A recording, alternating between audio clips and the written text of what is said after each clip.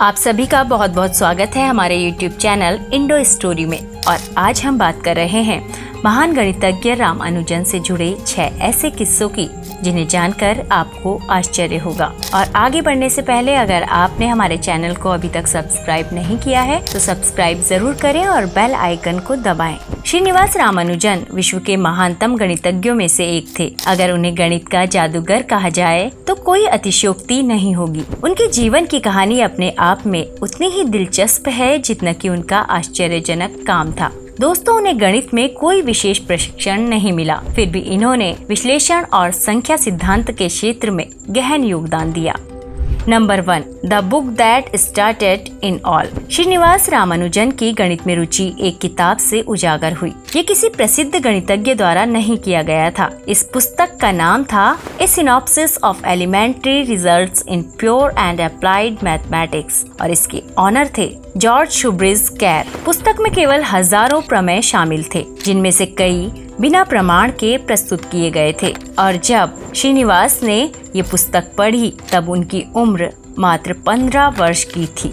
इस किताब को देखकर रामानुजन ने अपने प्रमेय और सूत्र बनाए। अपने जीवन भर में इन्होंने गणित के 3884 प्रमेयों का संकलन किया। Number 2, early failures. गणित में प्रतिभाशाली होने के बावजूद रामानुजन के करियर की शुरुआत अच्छी नहीं रही। उन्होंने 1904 में कॉलेज के लिए छात्रवृत्ति प्राप्त की, लेकिन गणित के अलावा और विषयों में असफल होने के कारण उन्होंने इसे जल्द ही खो दिया। मद्रास में कॉलेज में एक और प्रयास भी खराब तरीके से समाप्त हुआ जब वो अपनी पहली कला परीक्षा में असफल हो गए। इसी समय के आसपास उन्होंने अपनी प्रसिद्ध नोटबुकें शुरू की। 1910 तक वो गरीबी से जूझते रहे, जब उनका साक्षात्कार इंडियन मैथमेटिकल सोसाइटी के सचिव आर रामचंद्र राव से हुआ। राव को पहले रामानुजन के बारे में संदेह था, लेकिन अंततः उन्होंने उनकी क्षमता को पहचाना और उन्हें आर्थिक रूप से समर्थन दिया।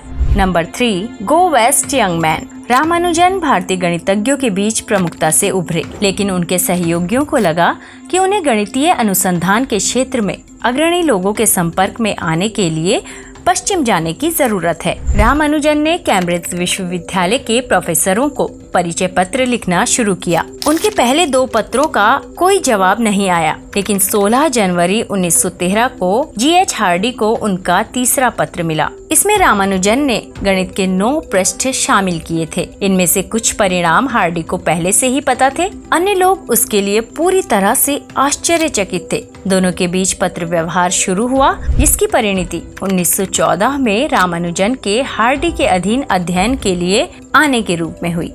नंबर 4, गेट पाई फास्ट। रामानुजन ने अपनी नोटबुक में 1/पाई को अनंत श्रृंखला के रूप में दर्शाने के लिए 17 तरीके लिखे। श्रृंखला का प्रतिनिधित्व सदियों से जाना जाता है। उदाहरण के लिए 17वीं शताब्दी में खोजी गई ग्रेगरी लीबनिज श्रृंखला π/4 = 1 - 1/3 + 1/5 - 1/7 प्लस है।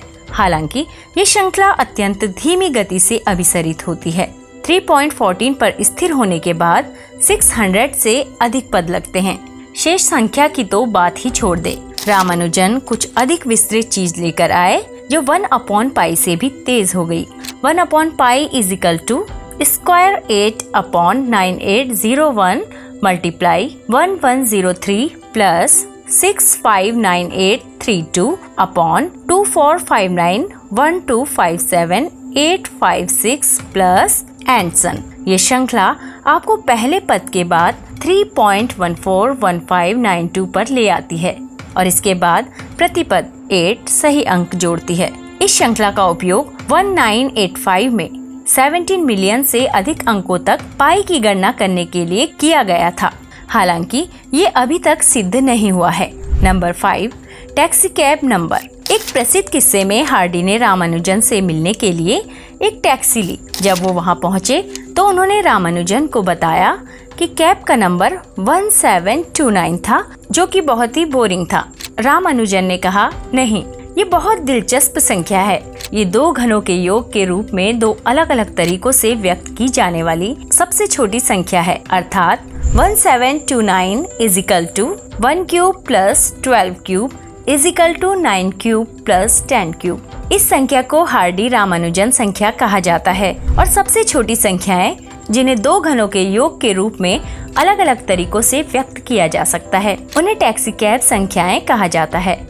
अनुक्रम में अगली संख्या सबसे छोटी संख्या जिसे तीन अलग अलग तरीकों से दो घनों के योग के रूप में व्यक्त किया जा सकता है वो 87539319 है।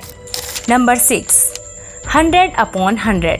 हार्डी गणितीय क्षमता का एक पैमाना लेकर आए जो 0 से 100 तक चला गया। उन्होंने खुद को 25 पर रखा। महान जर्मन गणितज्ञ डेविड हिल्बर्ट 80 वर्ष के थे और राम अनुजन इस पैमाने पर 100 वर्ष के थे। जब 1920 में वो 32 वर्ष के थे तब उनकी मृत्यु हो गई थी। वो अपने पीछे 3 नोटबुक और कागजों का एक पुलिंदा छोड़ गए। इन नोटबुक्स में हजारों परिणाम थे जो दशकों बाद भी गणितीय कार्यों को प्रेरित कर रहे हैं। तो दोस्तों, अगर आप ऐसी ही जानकारी आगे भी पाना चाहते हैं तो आप हमारे चैनल को लाइक और सब्सक्राइब करें और बेल आइकन को जरूर दबाएं और अपने दोस्तों और रिश्तेदारों के साथ इस वीडियो को ज्यादा से ज्यादा शेयर करें।